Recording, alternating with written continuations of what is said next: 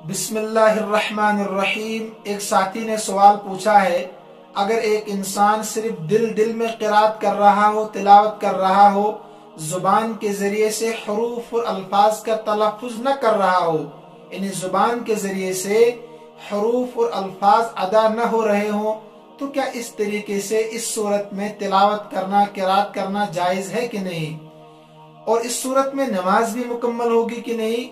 बहुत अहम सवाल है। देखिए, याद रखें आप कि तिलावत करने की दो जगहें हैं। एक तो नमाज में हम तिलावत करते हैं, जिसको हम आम तौर पर क़िरात करना कहते हैं। एक नमाज से बाहर हम तिलावत करते हैं।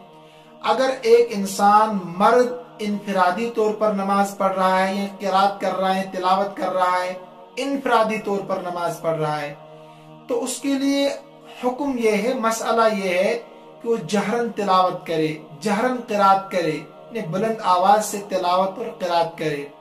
लेकिन अगर इसकी तिलावत से, इसकी क़िरात से दूसरे क़िरात करने वाले को या तिलावत करने वाले को खलल हो रहा हो, या कोई इंसान नमाज पढ़ रहा, उसकी नमाज में खलल हो रहा है, एक इंसान बीमार है, उसको परेशानी हो रही है, या कोई नींद में सोया हुआ है, उसको तकलीफ हो रही है, तो फिर इनके लिए मसला ये है, तिलावत करने वाले के लिए या क़िरात करने वाले के लिए जो नमाज पढ़ रहा हो, कि वो अपनी आवाज को आहिस्ता करे, ने क़िरात को सिर्रन करे, तिलावत को सिर्रन करे, आहिस्ता से करे।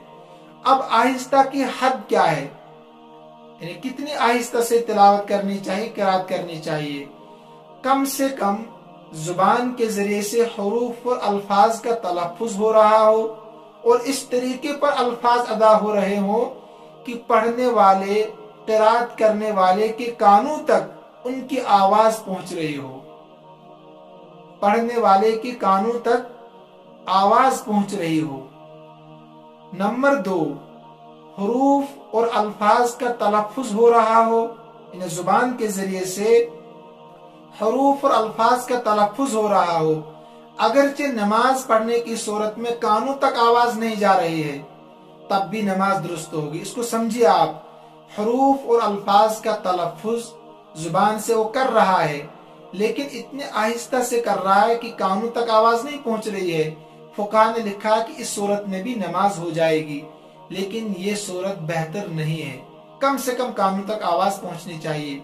अब अगर नमाज से बाहर तिलावत कर रहा है, तो वहां भी फुक़हा ने लिखा है कि ये सूरत भी बेहतर नहीं है। तीसरी सूरत, या आप दूसरी सूरत कह लें, वो ये है कि एक इंसान सिर्फ दिल में क़िरात कर रहा है, या होंठ हिल रहे हैं लेकिन तलफ़ुज़ नहीं हो रहा है हरूफ और अल्फाज का, या सिर्फ दिल में क़िरात कर रहा है, तो ये तिलावत नहीं है, ये तिलावत का तसव्वुर है।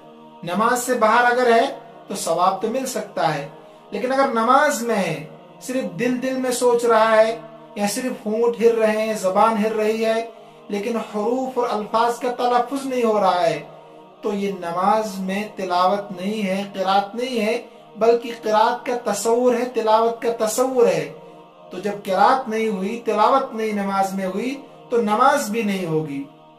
इस सूरत में नमाज नहीं होगी जब एक इंसान सिर्फ दिल में सोच रहा है, या सिर्फ जुबान से हरूफ अदा नहीं हो रहे हैं, बल्कि जुबान हिल रही है, होंठ हिल रहे हैं, लेकिन तलफ़ुज़ नहीं हो पा रहा है, हरूफ अदा नहीं हो रहे हैं, तो इस सूरत में नमाज नहीं होगी। आम तौर पर लोग इसकी तरफ तवज्जो नहीं देते हैं, ये बहुत अहम मसला है।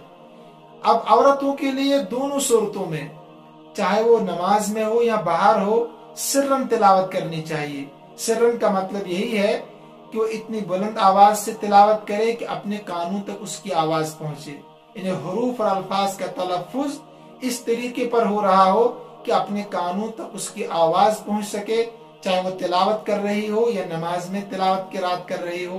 दोनों सूरतों में उसके लिए ये हुक्म है।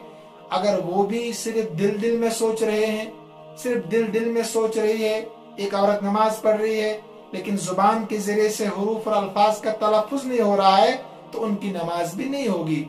तो लिहाजा इस मसले को गौर से समझना चाहिए और इस पर अमल भी करना चाहिए, ताकि हमारी नमाज भी सहाबा वाली नमाज बने और हमारी नमाज भी कबूलियत के दर्जे को पहुंचे। अल्लाह रब्बुल इज़्ज़त मुझे भी और आप सबको भी عمل کرنے کی توفیق عطا فرمائے۔ السلام علیکم ورحمۃ اللہ وبرکاتہ۔